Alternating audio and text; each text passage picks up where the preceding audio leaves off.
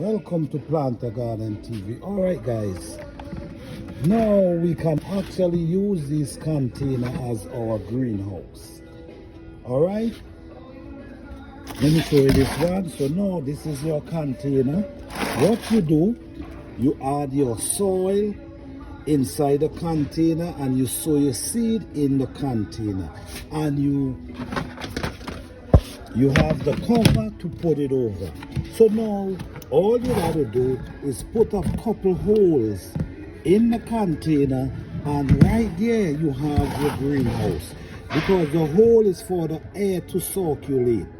Okay, so this is your greenhouse right here, guys. This is a greenhouse, and it's actually it works beautifully.